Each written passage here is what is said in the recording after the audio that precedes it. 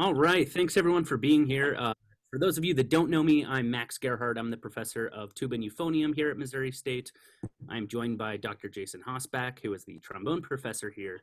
We're extremely excited to have Dr. Matt Van Emmerik here, international euphonium soloist, Shire's Eastman artist. He does it all. So please welcome Dr. Matt Van Emmerik. Thank you, guys. It's great to be here. It's Saturday here. I think it's what, Thursday, Friday, Sunday, where you are. It's a great pleasure to be here. Looking forward to hearing some of the students today and passing on some information and having a good old low brass chat. So yeah, looking forward to today. So thank you very much.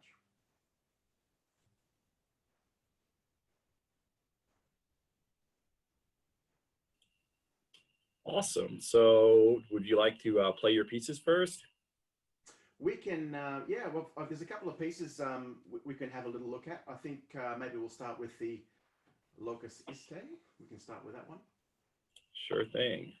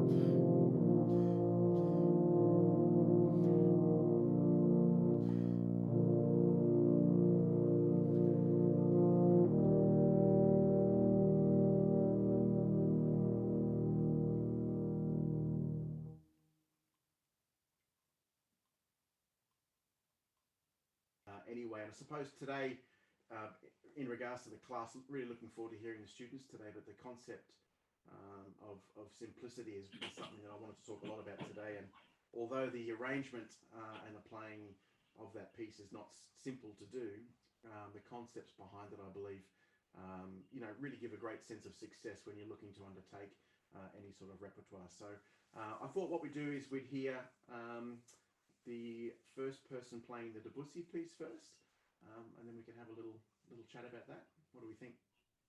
Yeah, sounds great. That is Corey Carnahan, music education major, euphonium. I'm going to go ahead and screen share and play this. Hopefully we have a little bit more luck this time with the screen share. I've had success with this in the past, so I think it'll work. We will see. Good luck. All right, here we go. Everyone seeing this okay? Could I get some thumbs up? Fantastic. Here we go.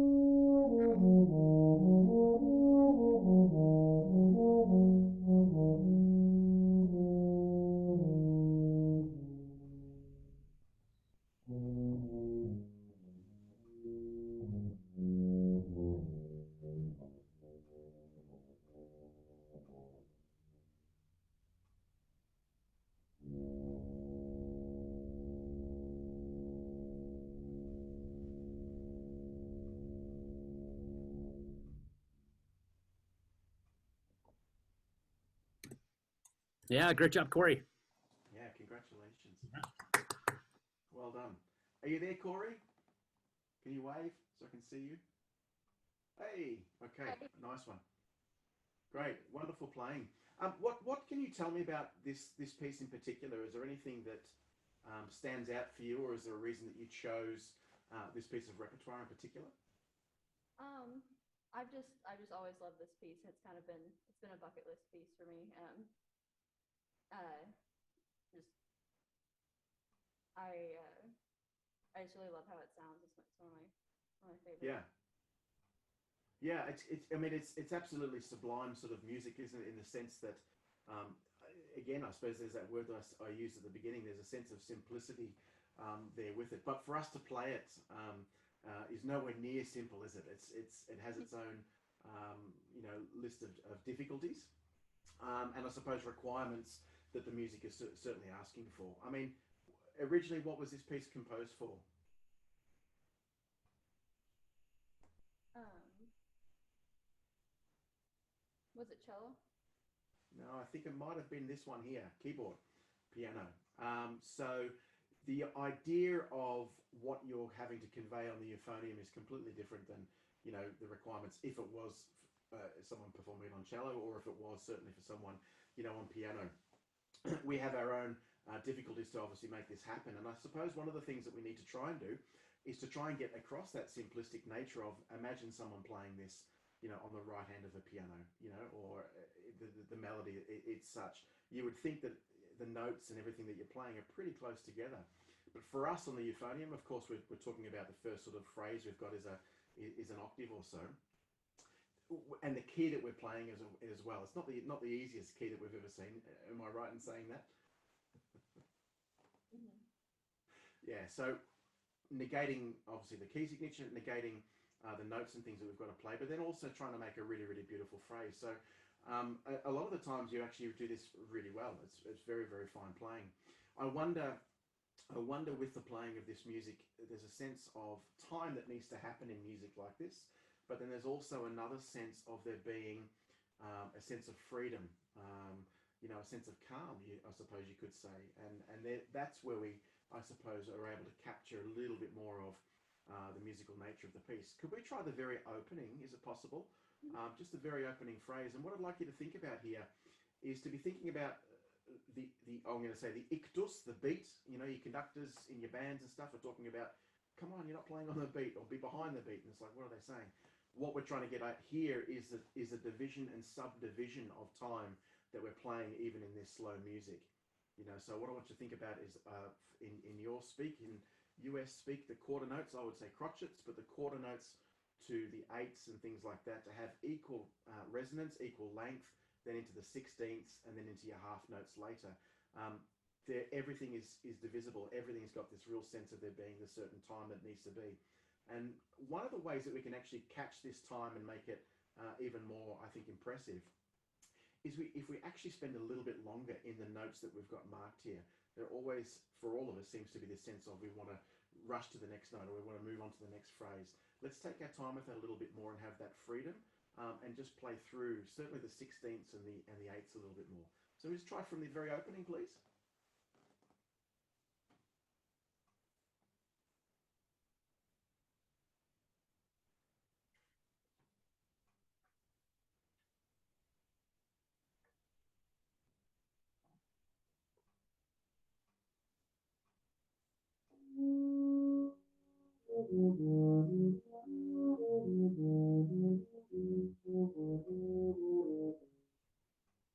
Yeah, lovely. Very good. Can you hear me? You can hear me okay? Great. Really, really good.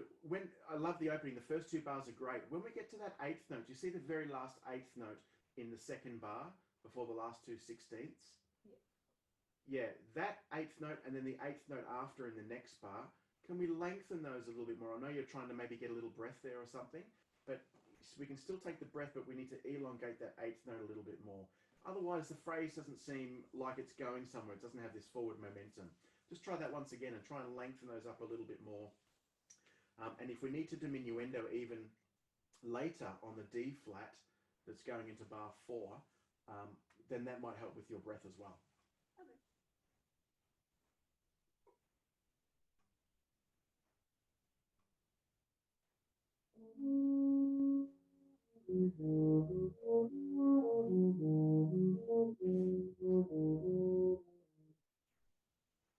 Yeah, I like that. I like that. That's really nice playing. Really, really good. Then I would say in that bar 3 that you could do the same thing as you did at the end of bar 2, which is great. Just elongate that eighth note a little bit more. Okay, then it gives us almost this feeling of the phrase has actually got this. It's got this buoyancy, I would say, is the word I would use. So we've got this flow. We've got this really, really nice sound. But there's nothing that's really at this stage, pushing forward too much. It's just got this real sense of calm about it.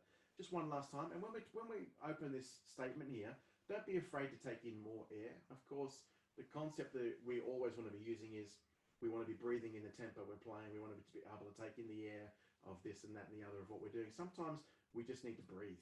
Just do it really, really simply. Nice big breath. And off we go. Yeah, nice. Let's try and take an even bigger breath. And what you might find is that phrase you're trying to get to here just might happen that little bit easier as well.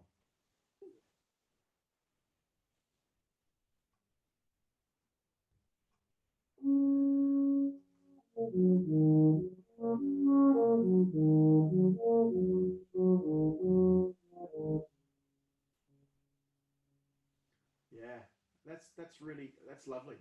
Can we all hear the difference in the playing with that concept of this sense of flow? We've got this real sense of nice movement, but there's a real sense of there being every note that you're playing has equal value, has equal importance, and that's probably one thing that was a little bit noticeable, in the performance, that some notes would get more love, I suppose you could say, than some other notes, and I think that's what we need to try and do, in this piece particularly, is try and equate that out. Can we just pick it up from bar 4? When we're going up here and we're going up to the E flat, okay, it's only marked piano, but I think we can be a little bit more than that. We've got to remember that we're in a soloistic sense here.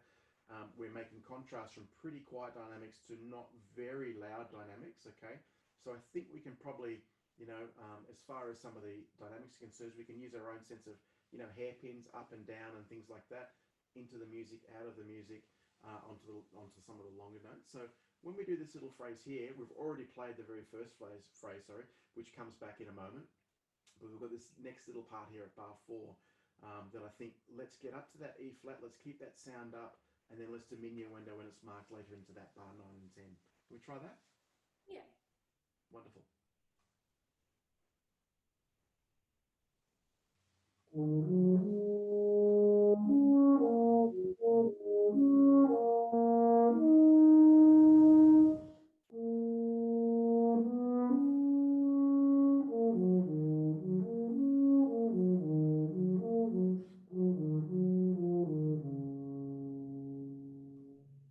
Yeah, very well done. Nicely played indeed. Actually, that for me, even the resonance in your sound at the moment, even over halfway across the world, I can hear this.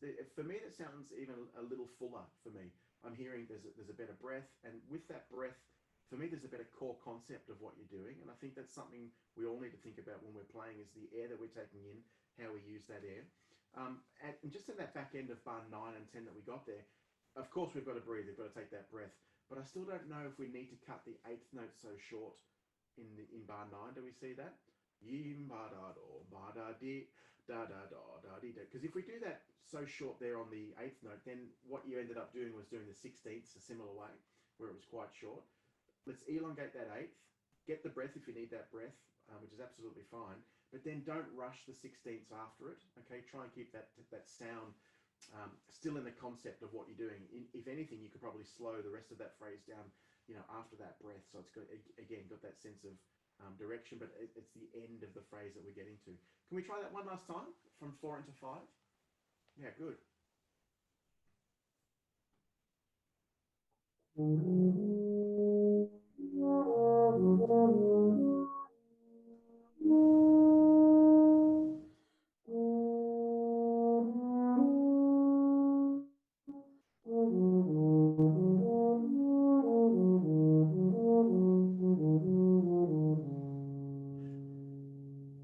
Close, very, very close. It just felt there. It could be again the internet stream, but it just felt there when you got to that 8th note at bar 9 there that sort of phrase there really pushed on as far as the tempo is concerned. I'd probably still try and keep that a little bit less pushed there. Can we just go from bar 8? The first part of that's lovely now. That's very nice playing. And then when we get to that bar 9, yum ba da dim ba da bim ba da dim ba da di. Maybe just let that free up just that little bit more towards the end. Yeah. Bar 8.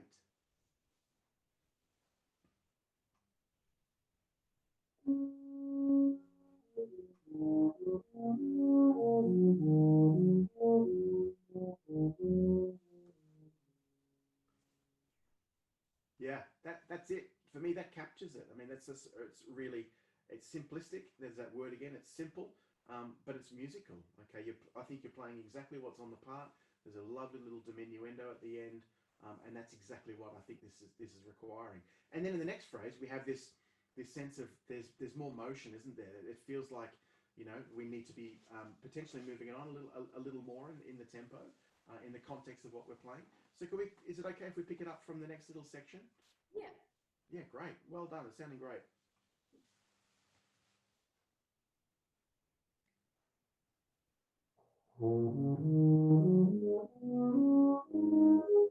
Sorry. That's okay.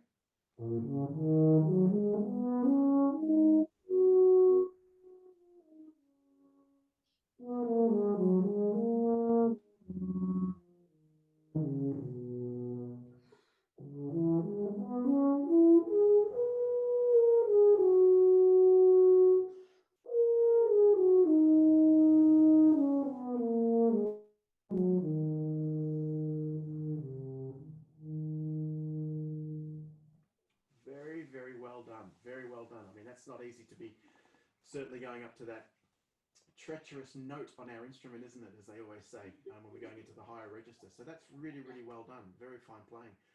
You're playing with such a really nice, warm, rounded sound, which I think is absolutely beautiful. Have you experimented with any of this in trying to add some color to the sound, a little sense of vibrato, or anything like that? A little bit of nuance at all? Not really yet.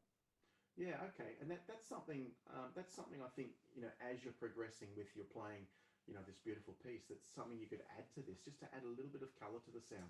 It's nothing that needs to be excessive or anything that needs to be over the top. Just a little bit of color to the sound. I mean, of course, on piano, how do they color the sound? They can't really do it. It's they're sort of stuck with what they've got unless they're sustaining or they're getting resonance, certainly out of some strings if they're using the sustain pedal. Or the ambiance that they're playing in, you know, that's their sort of concept of that, I believe. For a cello, if they were playing this, you know, there'd be, I'm certainly sure if Yo-Yo Ma or someone was playing this, there'd be a lot of left hand happening here in making some vibrations on the strings. And I don't think that there's anything wrong with that. I think that's, you know, a sense of espressivo that we can not so much manipulate, but it's something that we can develop in this sort of beautiful style of music. The hardest thing at times is actually doing what you're doing right now. There are people that would come and play this and probably be playing it over the top with sound and different sounds and maybe not the quite appropriate sounds, but you're making such a beautiful chord sound. I think that next part of your development on this would be just to try and maybe find a little bit of that different nuance, if that makes sense. I'm not going to try and get you to play that phrase again because that was really, really nice. But all I will say is, again, when we have some of these crescendos where there's sort of this piano and then we're coming up crescendoing to a piano, I would change that concept a little bit. I would actually try and make it as easy as we can.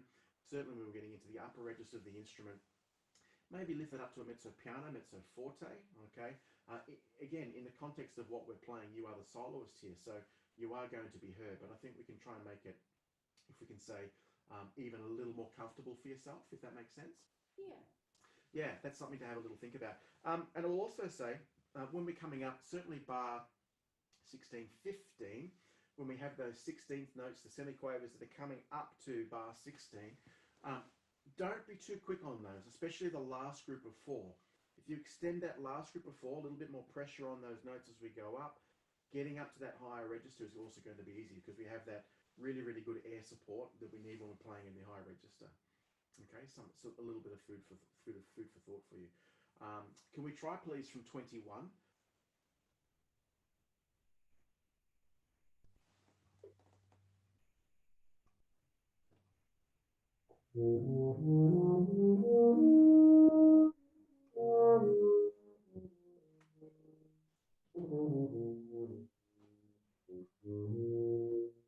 Yeah, not too bad at all. I think here's a moment here. If you have a look at your range of dynamics in this work, this is the biggest dynamic marked here. Is that right? Yeah. So I actually think here this is a moment that you could be even more expansive. There's a sound. There's a word. I think you could probably extend on a little more expansive with the sound here and the dynamic contrast. Can we try from 21 and really just lift this up? I mean, you're playing in such a beautiful space there. My concept here would be that you're trying to make the best resonant, beautiful sound that you can to fill that hall that you're in at the moment.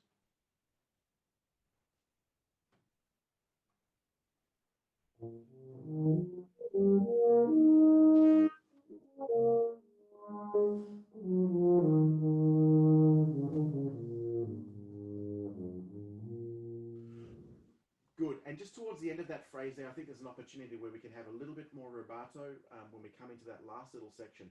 I think you did it beautifully when you played that eighth note in bar 23.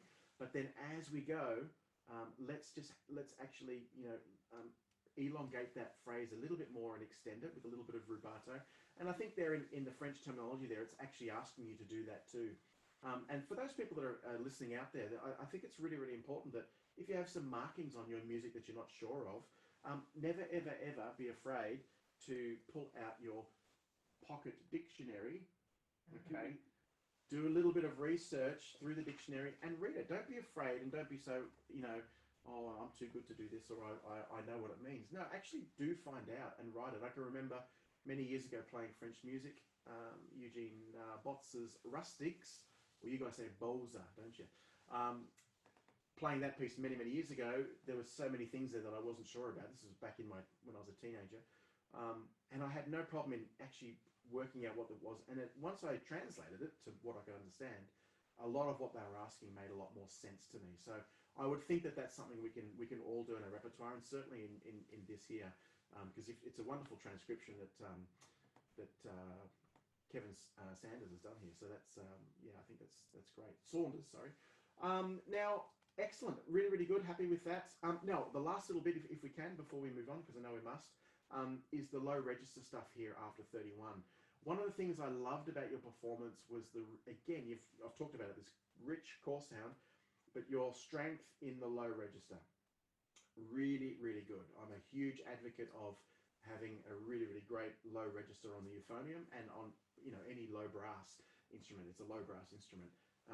Being able to play with great fluidity in that register there, for me, helps us when we are actually trying to extend into the higher registers. But also, it gives us an opportunity to play other bits of repertoire, either from the bass trombone, from tuba, using some of their literature as far as exercise books, and the like. And I think it's a really, really great thing to be able to play there. So I wanted to say congratulations on that. I just want to hear this little phrase here, though.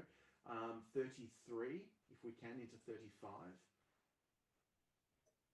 Because I know you did the great thing here and played the octave that was written low, so that's great. You didn't go for the higher one, which is excellent.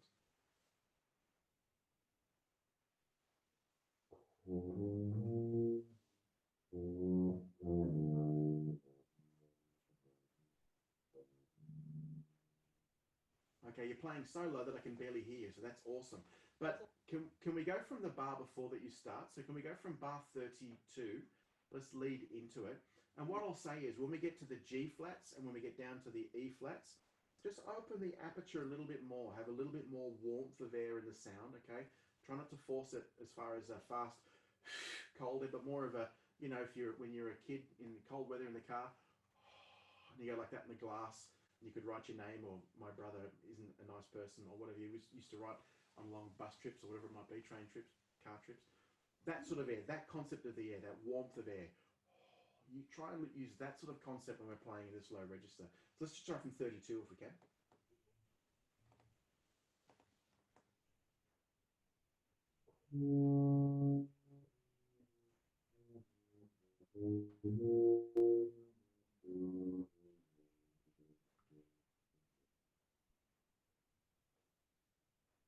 Yes, what I could hear of that was fantastic. Okay, so this concept of what I'm trying to get across here is this length of note, this length of sound, this sense of direction in the music, but also the sense of ease, I suppose you could also say, when we're playing some of these phrases. Really give us, I think, a great opportunity to play this sort of repertoire really well. I really, really enjoyed what you're doing here, and for me, the takeaways for you, if you would like to think about again, is that sense of nuance that I talked about, trying to add some different colors into your sound, into your palette, I suppose you could say, of what you do. It's almost like we've got a paintbrush and an easel, and you're just trying and getting different colors and putting it on the canvas. That's exactly what I think you can extend and try and do here. And then for other repertoire that you're moving into, which may be more technical, use these base concepts that you're doing so well, the good rich sound, the good sense of rubato, the good sense of length of note and things now, and extend that into technical stuff when we're getting there. So continue to work on your double and multiple tonguing, double tonguing, triple tonguing, and the like. And even with our single tonguing, and this goes for all of us here too, that concept of single tonguing, there should be a good sense of weight and length to that note that has really, really good substance to it as well. So thank you for that. That's great playing. Thank you. Thank you. Well done. Thank you. Yeah, well done, Corey. Fantastic. All right, moving on to the next one. The next one is going to be TJ Wright, sophomore music education major, also euphoniumist. Okay. Third movement from Schumann's Fantasy Stück, Opus 73. Okay.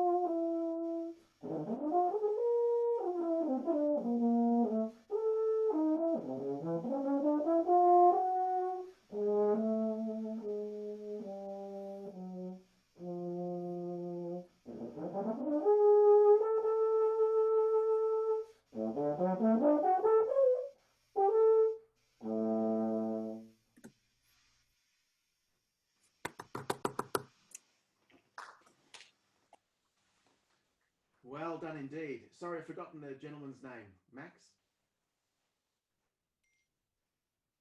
Yes. TJ is the performer. TJ. Yeah, well done. Where are you, TJ? Give us a wave. Is he there? Oh, yeah. Hello. Wonderful. Yeah, good job. Come close to the camera if you do need to. Look, really, really nice. What I like about what you're doing here is, first and foremost, is going outside of the box a little bit with the repertoire, that you're looking at, undertaking. And I'm going to ask the same question. What instrument was this originally composed or written for? It was written originally for clarinet, but I knew that Schumann said it could also be played on either viola or cello. Yeah, exactly. And I think right there, with him saying that, means we can do it on the euphonium too. Why not? Because you're literally playing a tin cello, right? Yeah. Yeah. So I think the concept behind it is great. And I think that so much of this music by Schumann and these other composers around that time, these actual pieces can work superbly well on our instruments. I think if we're doing everything that we need to be undertaking, there are a lot of difficulties in the music. What I'm impressed by is the stuff that you're doing with your clef reading and things like that. That's really great, because a lot of this is quite difficult to read just as it's written, because it's a lot of it is foreign to us as euphonium players, because we're either playing in bass clef or playing in treble clef, right? That's about it, isn't it? Mm-hmm. Well, of course, there's so many other different clefs that we can play in, and certainly when we come to alto and also tenor clef, it's not too different in some ways, but it can be difficult when there's a lot of time changes and things happening. And I'll give you a quick example of that. Just a week or two ago, I had a great week with the Melbourne Symphony Orchestra, and this Mark Anthony Turnage piece for euphonium called Blood on the Floor. Check that out, you guys, if you haven't heard it before. It's a great piece. Many changes in it, from bass clef to tenor clef. I think there might have even been some treble stuff in there. So it was a real hodgepodge of all these different clefs and things like that, which is quite unusual in certainly in symphonic orchestral repertoire and the like. But one of the things that it brought back to me was the interesting is how often or how little now that we actually do that in our own playing. So one of the things I'll say to all you guys is, if you have an opportunity to do some sight reading with some of your friends, euphonium players, get in with the trombone guys and read some tenor clef, read some alto clef, and get the bass trombone guys to read some euphonium stuff and the like. So, this idea of, and then when you go to do some stuff with the tubas, play at their pitch, don't play an octave above like we always love to do, play at their pitch, get in there and mess around with them and get that going. And all of these things that we're doing are making us better, our reading, our cognitive senses and everything that we're trying to do as musicians in being better and moving forward. I think that it really helps us. For me, this is no different, because what I'm going to ask you in a moment is a lot of what you're doing, I think, is really, really good. There's a lot of repeats in this music, in this repertoire, isn't there? Stylistic of the period, of the time. But I think there are opportunities here that we can actually maybe make a little bit of a difference with the quality or the type of sound that we're making. And then my other question to you was, what some of your thoughts on the choices in the octaves that you're playing in? Because you've got, in this particular movement anyway, some of the movements, the octave should be an octave above that you're playing. And I wanted to ask you about that. Was that due to potential fatigue or trying to mix things up? What was your thoughts behind that? It's a little bit of both. Like, part of it is just stylistically bringing more contrast into the piece, but part of it is definitely endurance. 3 movements of basically all high stuff is a little above my level as of right now. And so it was just kind of working with that a little bit. Well, listening to just before playing this, I think the idea, I thought exactly that when you were playing it. I thought, well, this is actually high a lot of the time. But I think what we can do is, if we're going to be doing that, we can make our choices a little bit more consistently. And I think we can also play with greater detail the music that we've actually got marked here. At times we don't get that towards the end here when we get some of those 16ths. You're sort of just going, rather than really defining it. Even if we can't get all the notes, I think there are shapes that we can play, 2/16 to the 4/16 to then the dotted quarter and the like, that we can actually make it even a little bit more convincing, if that makes sense. Also, when we get to some of the grace note areas, after 37, 4 bars after, when we have that continuous long note, I don't see a problem with you doing the akiakatura there that's marked there. And in the octave that it's marked, again, to create something a little bit different. It may not be the first time through that you do it, but maybe the second time. Again, historians will say, well, you should never be playing this piece on this instrument anyway. And it's like, well, sorry, Mr. Historian, but I am.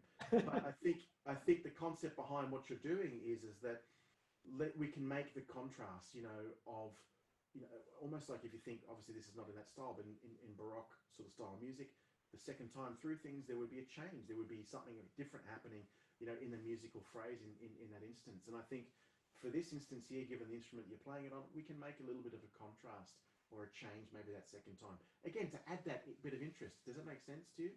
Yeah. Yeah, can we just try from the opening? Have you thought about even from the opening here being like even doing a double tongue, a slight double tongue on leading up to some of this here? I've thought about it a little bit, but I haven't really tried it. Yeah, we don't need to do it right now, but this might be something in your own practice and your own time. I don't know, it just has there's a sort of a brilliance about it. I mean, again, you may not need to do it all the way through. Consistently, you probably would. But if you are making those changes with octaves, with the akakaturas and things like that, you may be able to, side swipe that a little bit and do different things again on those repeats. But the whole reason I'm asking you to do that is I want to get you to play the very first phrase here. I want you to have a little bit more direction from that first bar, bum, bum, bum, bum, bim, bum, bim, bum, to the forte. Yeah? And that forte for me stays up almost literally for the next half of the page, doesn't it, on the music? Now, of course, we don't need to do that. We can make our contrast, but what I'm trying to get across here is that we need to have this real sense of there being a leading place that we're going to with the music, a direction point of where we're going with the music, and then we can start to include the accents, the pushed accent, this one, the martellata type accent, and then we obviously get the the stopped concept or whatever is going on with the strings, and then we even get some of these ones here that are quite a hard sort of stoic sort of articulation, and these are the things that probably aren't coming out just right now. Let's just go from the very opening. Let's play, say, the first two systems. Yeah. Okay. And let's see if we can get that with those few things that I've said. See if you can just capture a few of those direction points and length of note. Let's really get the length of note right. Yeah. Okay.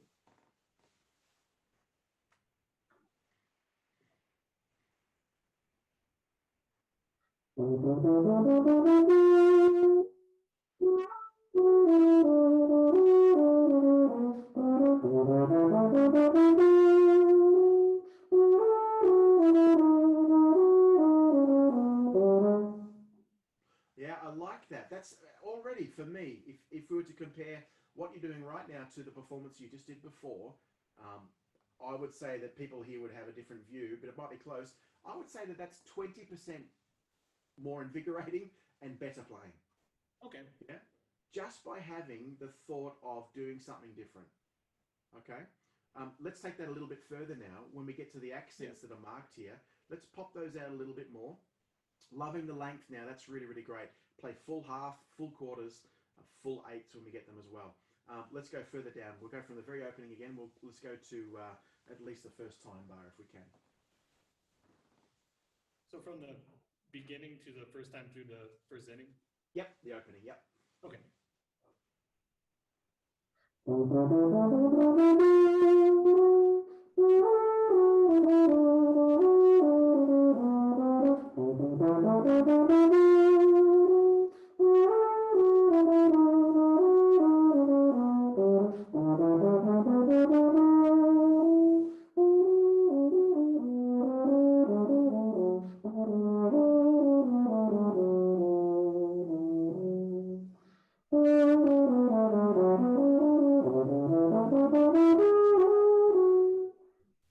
Good, stop there. I absolutely love this. Now, when we get to the piano section here, which is bar 9, bar 10, can we make even greater contrast with the piano from the forte before? and let's be more the syncopation here that we get with the eighths and the quarters and things like that.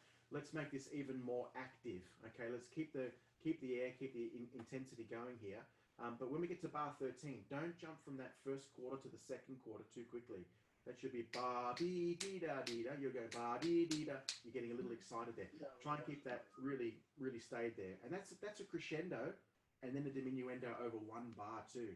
So here's a little bit of detail I think that we can start to take out here. Now see where the octave is there before 17, bar 16. Can you try that as it's written? I can try.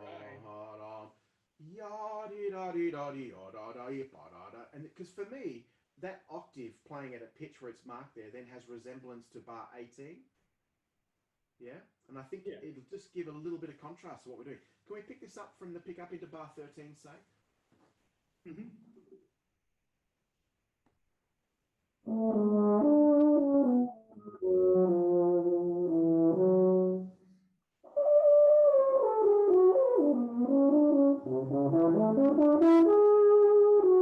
Now, of course, it's ridiculously high, isn't it? Okay, Yeah. It's ridiculously high. So I don't have any problem with you in playing it down the octave, but I wanted to see if you could play it, and you can play it. With a little bit of work, you'd be able to do that.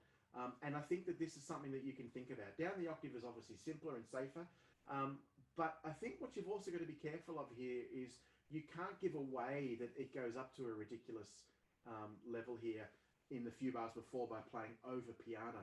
So bar 13, yom be wada dee da soft, soft, soft and one. What it's going to be, yeah. Then we can sort of extend that sound a little bit more. Can we try it once more? Okay, I'm not bothered about whether you get these notes right or not. I'm bothered about the style and the way that the sort of energy that you're putting into the music here. When we get to the piano notes, keep that lower, and then we can spring up and play those dynamics to the mark when it gets higher. Okay. Okay. Same spot if we can. Great.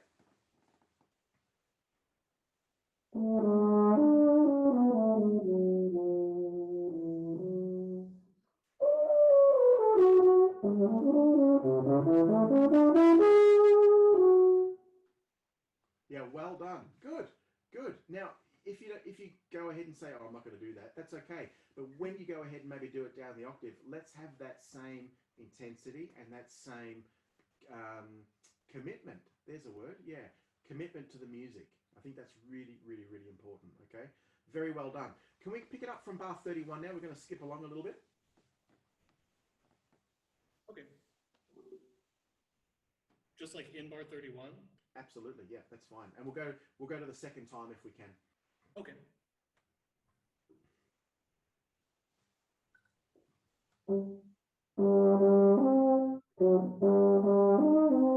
Wait, that is right.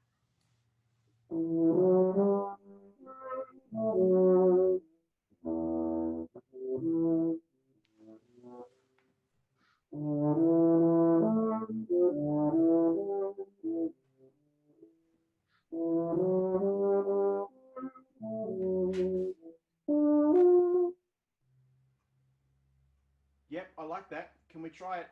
Can we try it once again, please? But can we make sure here that we get the dynamics that you've got marked here? Can we play them even more softly? So the piano's here. I think you're giving away a little bit too much in the context of what's going on here. Can we make sure that we've got not so much a heavy dynamic here at the start, but we've got something that actually is a little bit lighter, and then we start to get that contrast as we go along. Does that make sense? Yeah. Yeah, let's try that.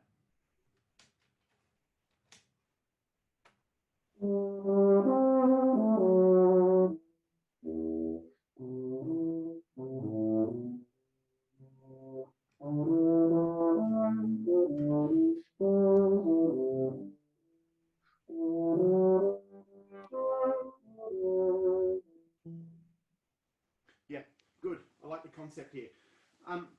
So my idea here would be that when you're playing and doing and undertaking this sort of stuff, that we need to be even a little bit more accurate, with exactly what's happening here.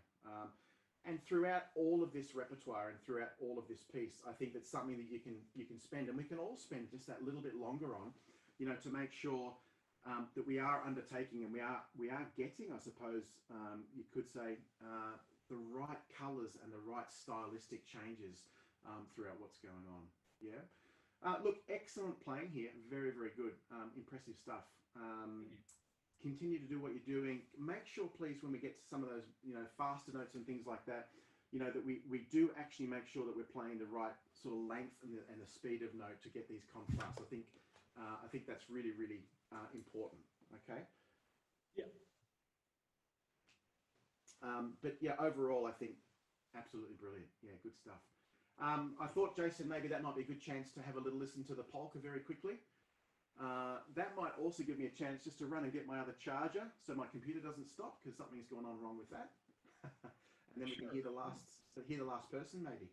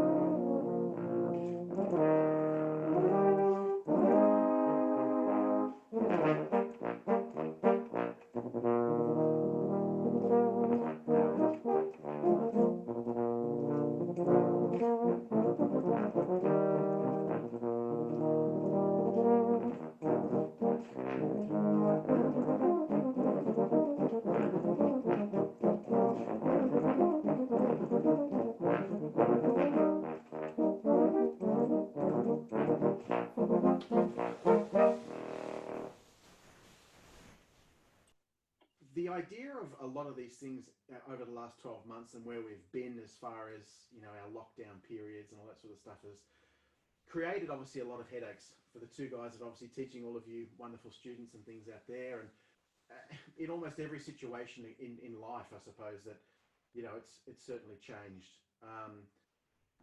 I think that in the time it's created a lot of creativity for people that maybe didn't think that they were very tech savvy, I should say. I think it's given a lot of us a lot of time to become better, and I suppose a different concept to our music making, and maybe a little bit of a different concept to maybe our direction that we thought we were going in with music, and then all of a sudden everything changed, and we had to diversify. So one of the things that I wanted to sort of get across today was that idea of the simplicity, obviously, in the music, and going back to basics. And a lot of that really has been the feeling that we need to really think about that, I think, more now than ever. And the reason I say that is the competition that we all have with obviously our colleague students and things like that. But in the workforce, when we get out to go into employment and are looking to do things musically in the community and for our careers, that we need to now be setting ourselves aside a little bit and adding things to our own palette of playing, our own experiences that probably maybe and help us to maybe step aside or be, I suppose, the light being a little bit brighter in our favour when we're looking at undertaking positions. So if you've had an opportunity out there, the students and things like that, and even people listening, to try and play different instruments that are related to our own, or extend skills even in our writing skills, as far as composition, as far as conducting ensembles, whether it be virtually or undertaking different courses. Kudos to all of you. I think it's been a great time to do that. And for me personally, I've been able to spend more time doing a lot of tuba playing, which I had done, but didn't have a real reason to over a long period of time. But this gave me a great opportunity through this period to do more of that and just become a better player in that regard. And the reason I'm bringing that up is because through that idea and concept of actually diversifying that little bit more, opportunities came my way. I was able to earlier on this year perform with the Melbourne Opera Company, and they undertook Das Rheingold, a full production, which I think was the only Das Rheingold that was happening in the world. We've fortunately been opened up here for a long period of time. We've had no cases of COVID or anything for a long time. The only things that we're having now are obviously people that are flying back from overseas, quarantine periods and things like that. We don't have to wear masks and things like that anymore. Tomorrow I'm going to a football stadium that's probably got 85,000 people in it to 100,000 people in it. So things are at that level sort of over here, but that still hasn't changed the fact that we still have to have been able to think differently about what we do. We're so focused on this note and this and whatever, but sometimes we forget the big picture. And I think over this period of time, hopefully for all of us, we've had an opportunity to think more about that bigger picture of what we're aiming to do, what we're trying to do, what's our goal, what are we trying to achieve, and hopefully that resonates with a few of you. And with the tuba stuff now, I'm going into a little season here of playing Verdi Macbeth, which would generally be on the cimbasso, the fourth trombone part. And these are things that's like, wow, I never thought, I'm a euphonium player. What am I doing? The hell am I doing playing this stuff? But I actually really enjoy it. It's a lot of fun. It's great being around a different bunch of people that aren't sort of band orientated or brass band orientated or soloistic or trying to do this, they're just doing their thing. They just turn up and they do it. So those guys that have an opportunity to do a lot of symphonic orchestral stuff, which I do on the euphonium, now I'm starting to extend that on different instruments. And I think that for all of you guys out there, the students and everything, that's really, really important, I think, in this period of time to be thinking about and looking about, particularly for those education majors that are going into education full time. I think that's something you need to be really skilled at to be able to get your message across in different ways. And I think that, just those thoughts of thinking about things differently, whether you do play another instrument or not, just having in the back of your mind what are the concepts that you could use when you're playing. And the two videos there were obviously during that lockdown period. And again, the concept of putting and playing all that together and getting it together was something I probably would never have thought to do, but it was just one of those things that I was able to do to take up some time. And I learned a lot about myself, my playing, and again, the basics of my playing. Am I playing in tune? Am I playing the right notes? Am I playing the right length? And when you record yourself and listen back to it, there's a real opportunity there to be your own best teacher. And for all of you, I try and say that to you as well. You're getting great instruction from your colleague teachers and things there at the university, but try and be your own best teacher. And if you don't own one of these, this is not a metronome, this is a lie detector, okay? This is a lie detector. So when you have this on and it's playing and you're not playing in time, it's your lie detector, okay? So make sure that you're working really, really hard on those aspects. I think that'll be really, really good for you. We can talk a little bit more at the end, but I'd really like to, before we do run out of time, listen to the last candidate to play for us today. The Cosmo, isn't it? Yeah, so finally we have Josh James, who's also a junior music education major. He's just going to play about the first 5 minutes of the first movement of the Cosmo. That's absolutely fine, sure.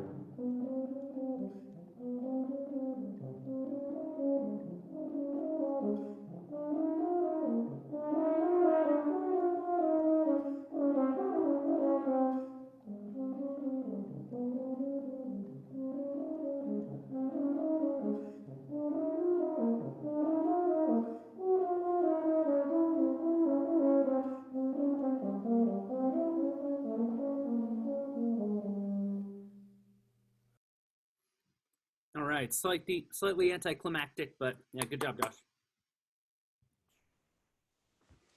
Yeah, well done. Are you there? There, g'day. How are you? Doing pretty good. Good to see you. Look, first of all, kudos to yourself for even attempting this piece, because it's not easy. I mean, it's a real tour de force, you could say, for the instrument, and I think when composed, it really opened up, I think, the concepts that we maybe hadn't really seen in euphonium repertoire Yeah, prior absolutely. to this. Yeah. Yeah. What do you know about the piece, or certainly the composer himself? I know he was born 5 days from my birthday. So, Oh, lovely. Yeah, besides that, I know it has some Spanish roots. I was reading about it. Like as far as like styles go, I know it makes me sweat a lot.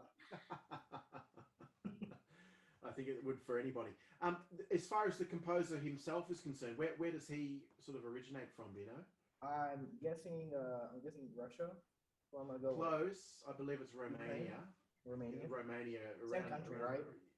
Well, I don't know about that, but I think what's important about understanding that, but then also understanding the composer's output of what he's been involved in over many years. He's involved in movie cinema style music, so you know, basically a film composer and things like that.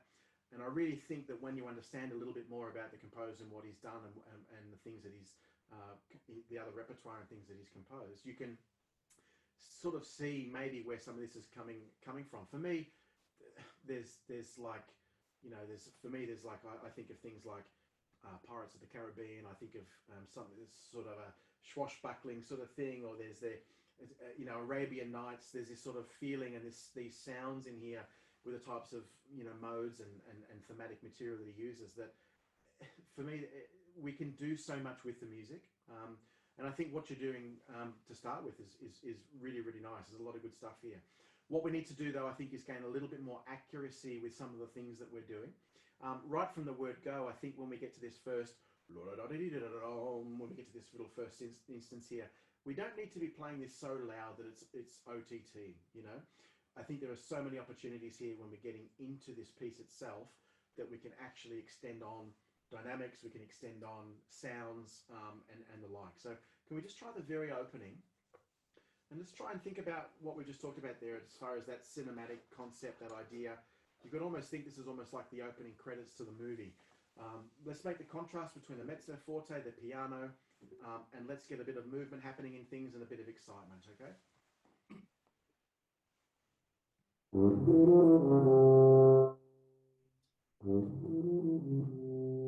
Just try that again. I think here from the G to the C, and those first three notes, that everything's quite crushed.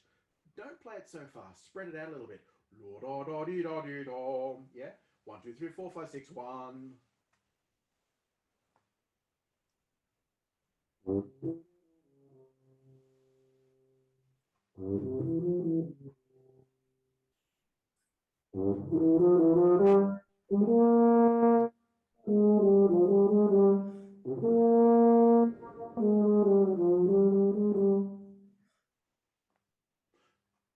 Yeah, good. Yeah, look, let's keep going. What I will say is, before we get there, though, try and think about that every bar that we're playing here is building with interest. It's building with anticipation. It's building with intensity, okay? So by the time that we get to, you know, bar 75 or wherever it is when we get to the high note there, this should have some real sense of excitement and movement about what we're doing here, if that makes sense, yeah? Yeah. Good. Go, if we can we go from the very opening again? Even for me, we're looking at here where quarter equals 69 beats per minute here. It's got flow, but it's not slow, but it doesn't need to be rushed, if that makes sense. Okay? Yeah. Let's try that again.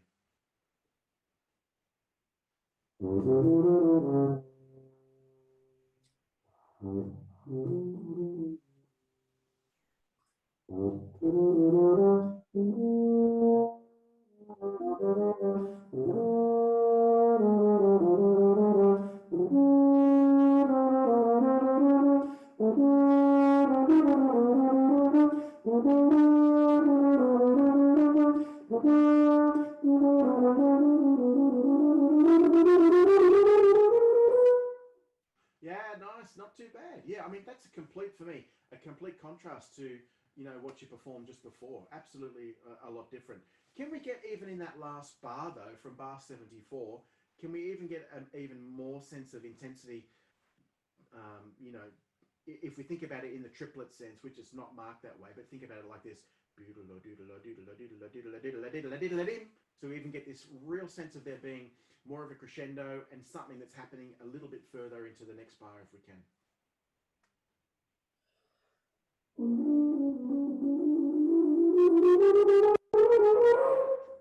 Yeah, good. Not too bad. That's fine that happens. Try it one last time.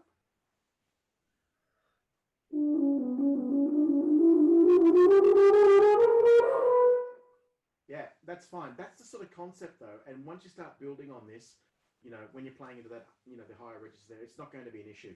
And what you're doing is the right thing too. When we get to that note, elongate that. Don't play a short note on the end. Let that ring into the room that you're playing in. Does that make sense? Yeah. Yeah, good. Let's go on this next little section if we can. 77. Wait, play it. Yes, please.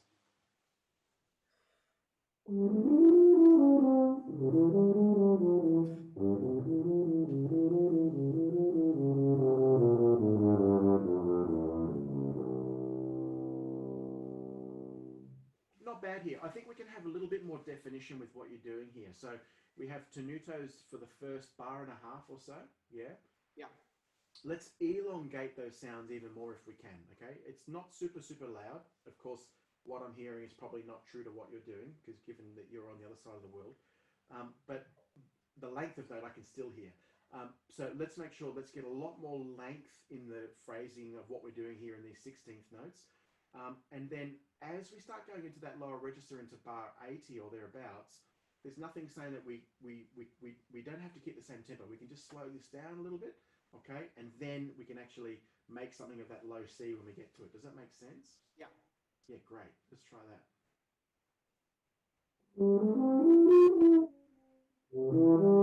Yeah, good. So wait there. Good. I think we've got a breath mark there. But for me, that breath mark is also almost like a phrase mark. It's a little bit like the opening, but different. I think you're going into the next little section or the next few notes, and just a little bit too quick, if that makes sense. Yeah.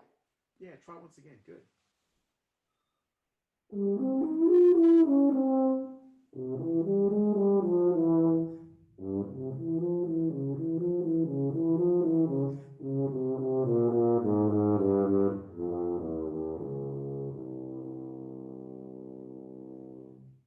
Nice. Yeah, nice. I like that. Okay, let's go on. Just very briefly, this little section here.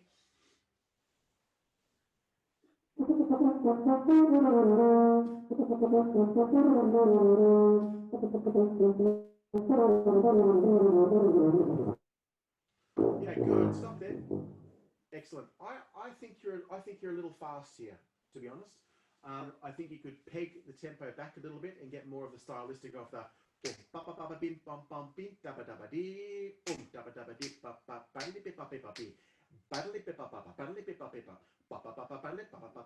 if you were to change that and reverse that, we've got to try and make sure whatever tempo we're choosing, we can hear the difference between the triplets and the 16ths. Does that make sense? Yeah. Yeah, so just peg it back a little bit. And then it just gives us, I think, a little bit more. There's so much opportunity here to be able to be flashy, to be fast, to be a euphonium player.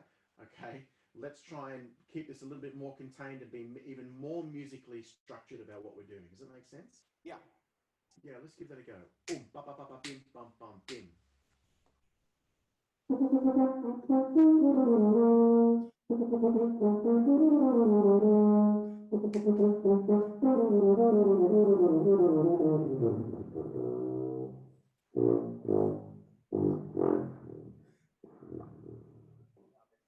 Yeah, not too bad. I would suggest here. I love that tempo now. So much more detail in that. Be careful, however, that we do get that buddly bip up bip up bee, buddly bip up up up bee. Okay, we need to get that rhythm there. And see, for me, the speed comes into it at bar 108 there, on the 8 run down you've got there. There's our showiness. There's our fastness there. We get this sense of it's going somewhere from that moment.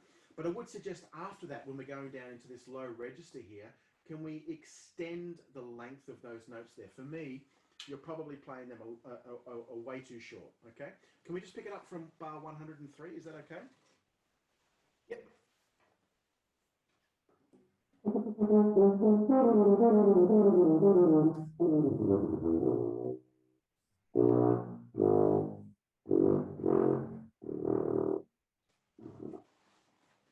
Yeah, can we try something like this here?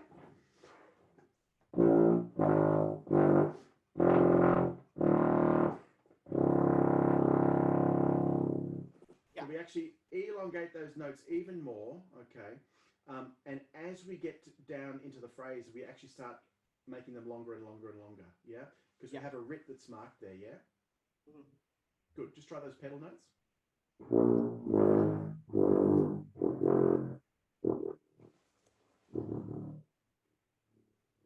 Yeah, not bad. One of the things I will say is when you're playing this sort of repertoire too, is really, really work hard on this low register. Yeah, even if you go.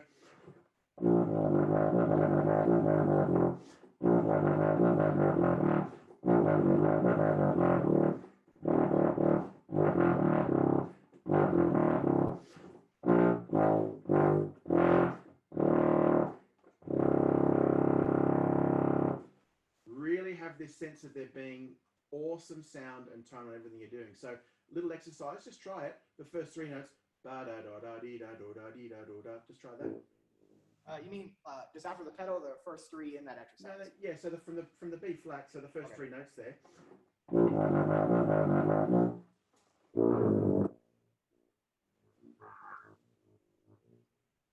Yep, keep repeating. Good, and then include the F.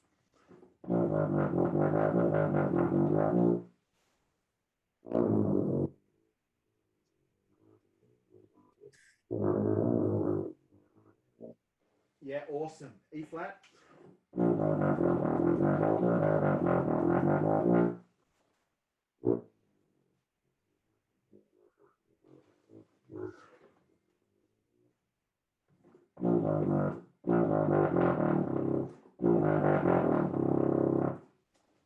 Just play it straight down.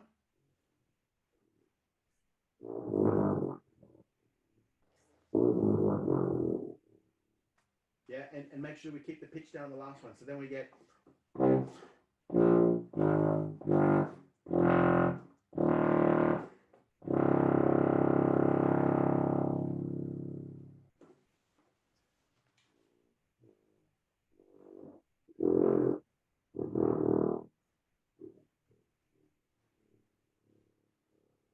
Yeah, so this is an area here that I think you can work on a little bit more to be able to get a contrast in the music making. Does that make sense? Yeah.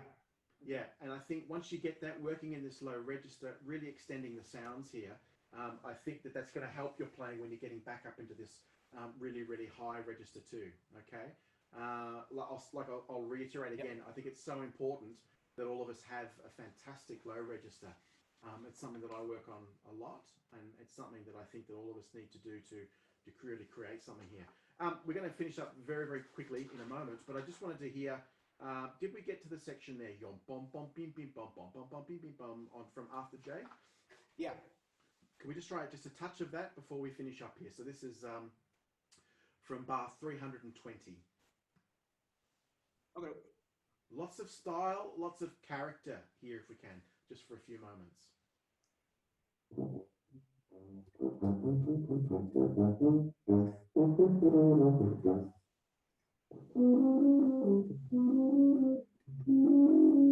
Okay, stop there. Good.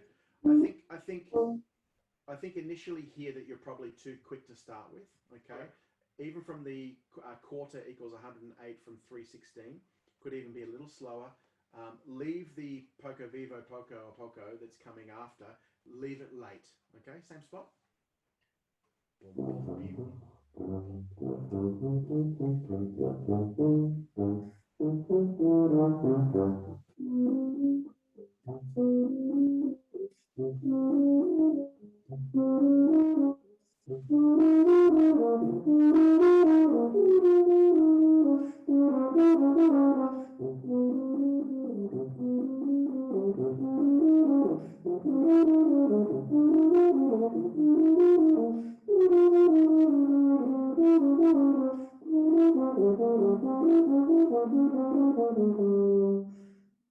Not bad. Okay, good job. When we get to the shazura or the tram lines that we are about to get to there, make sure that we create a little bit of space here. Have you ever heard that the rests are as important as the music that you're playing or the notes you're playing? Oh yeah, for sure. Yeah, yeah. And I think that you need to find that in this music here. Now, what you also need to find here is the akaturas, the akakaturas and things like that that are marked here.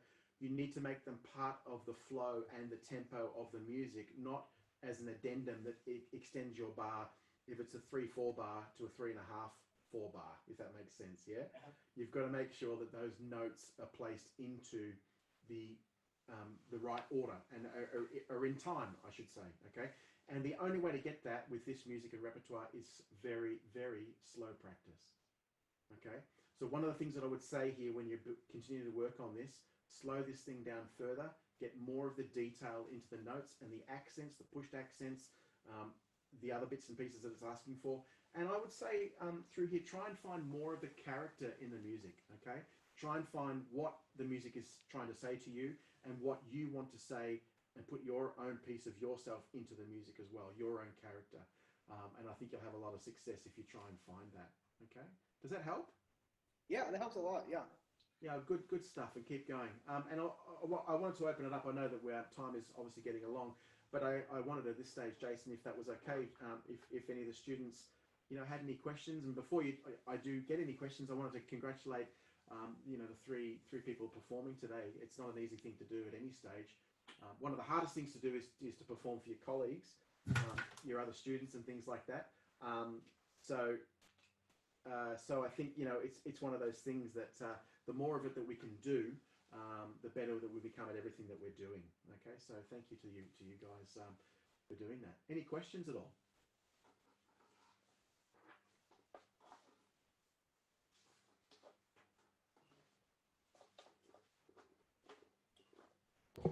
So I actually had a question. So like I know you're a Shires, like you perform on a Shires. So I was wondering if you like what your thoughts on the Shires euphoniums are. Just like a general idea. Yeah, good question. So yeah, this is the Shires Q41. This is pretty much the first one that was made in this context. This is a large bore Shires, so this isn't the same version that Hiram and Brandon are playing on. They're playing on a medium shank version. I don't play on medium shank. I play on large shank. However, the construct of the instrument is pretty much very similar. Same size bell. The instrument itself, yeah. Look, it's a good question. I've found it to be excellent. I mean, I wouldn't be playing it if I didn't like it and I didn't think it was good. And I've had the opportunity now to play it, like I said, in symphony orchestra. And if you look on I've got a Facebook page, Dr. Matthew Van Emmerik. If you check that out, there's some excerpts I played with the Melbourne Symphony from Blood on the Floor, some really exposed things. It works great. I've been able to do quite a few different things on that in the orchestra. Soloistically, you'll see on the final concert that'll be coming up that I just recorded a couple of pieces on that. One old one that we'll all know, and then a new arrangement of a slow piece that was sent to me recently by a friend in Scotland. I really like it. It's got a fantastically consistent sound all over. This model euphonium doesn't have a trigger, as you can see. Probably doesn't really need one at all.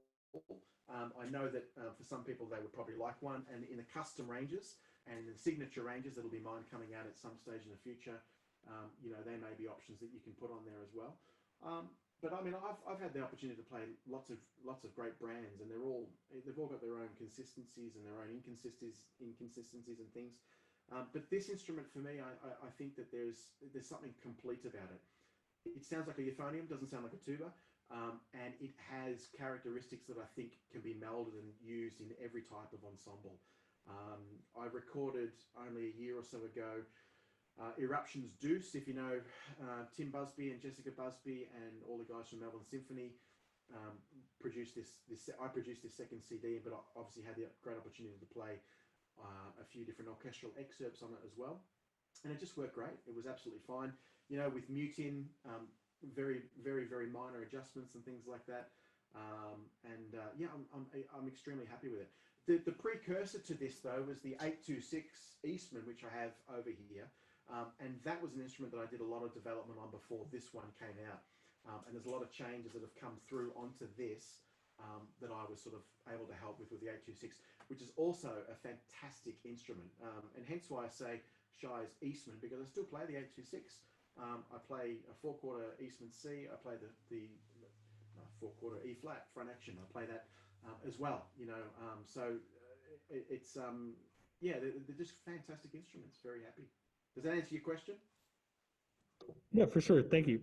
And it's while I'm on that, I really want to say thank you to the Shires, Samantha Lane and the guys and girls over at Shires who are wonderful supporters, and Jamin Smeads here in Australia who runs Eastman Winds Australia, just a great supporter of the things I do. So it's really really great. Next question. So you are arguably the best, if not one of the best euphonium players. So what do you think? What do you think you do different or did different? If there's like a couple things you could like pin that on. Oh, well, it was very kind of you to give such a a statement like that. I don't know. There are so many really really fine players around. I think there are also lots of fine players around that we may not know about because they're maybe not interested in being on social medias and things like that. And that's the world that we're sort of living in at the moment. One of the things that sets me apart, one of the things I believe that sets me apart is the consistency that I think I'm playing in all registers on the instrument. I still think there's only a few of us realistically that are doing that consistently and well, playing with really, really great sounds in all levels and registers on the instrument. And hopefully, in a couple of pieces in the finale concert that you'll hear, that might showcase a little bit of that and the beauty of the sound and what I'm trying to achieve as far as some of the things that I mentioned today. The length of note, not necessarily playing everything short, like most euphonium players want to. We have a bad habit of overusing our tongues as euphonium players. Okay, we're more interested in technique sometimes rather than the musical line and the phrase and things like that. And look, probably one of the things that's helped me over the time are the many, many different influences that I've been able to be involved in, I suppose, not only in band or brass band and or wind band as such, but the symphonic music, the chamber music, and being able to play these different instruments. Like you might see a bass trumpet behind me, having opportunities to play some really extensive repertoire in Singapore, in the US with Louisville Orchestra, and down in Texas and things like that. And some of the greatest influences I had was with the Chicago Symphony Brass. So those people, it's very difficult not to learn something in every instance of everything that we do. And one of the things I'll try and, if I can pass on to all of you guys is that everything that you do, as menial as you might think it is, teaching a young student, teaching a beginner student, teaching an advanced student, performing in a community band and things like that, never, ever, ever think that you're too good to be doing what you're doing. You can always learn something from it. And without your involvement as a younger person in those types of ensembles, you wouldn't be where you are today. And that's exactly how I feel about what I do. I've never forgotten where I came from, and I hold it still very dearly to me. And my initial teachers from my early days are still part of my life now. And I think that that's what's helped shape me with what I do. So the difficulty for me is in essence where I'm based. I'm isolated from the rest of the world in a way. But it's also a strength, I think. It's given me an opportunity to carve a path on the instrument that's maybe couldn't have been achieved in another way because of where we are and what, with new composers and things like that. So trying to find new voices for the instrument in composers, I've been, the major person probably in this part of the world to be doing that. So that's been a great, great focus for me. All right, everybody. In the interest of staying on schedule, we have to move on now, but I want to give the biggest thank you I possibly can to Dr. Van Emmerik for joining us across the world and halfway across the world or more in time zones. So let's give him a big hand. Keep in mind there's a full program and you can check out his bio as well as the rest of the guest artists, and the finale concert they referenced Sunday at 6 p.m. airing online. You're going to hear some more great music from him and from everyone else. So one more thank you to everybody. Thank you so much, Jason, everyone. and Max. And yeah, look, really, we'll hopefully get to see you guys in person sometime in the near future. I know Jason and I are dying to go and play with the Fountain City Band and things like that. And if you do get a chance, some of these online videos and things, go and check out ensembles like that who have done so well in competitions and also for their own communities, through these difficult times. And let's keep on supporting each other. So thank you very much. Great pleasure.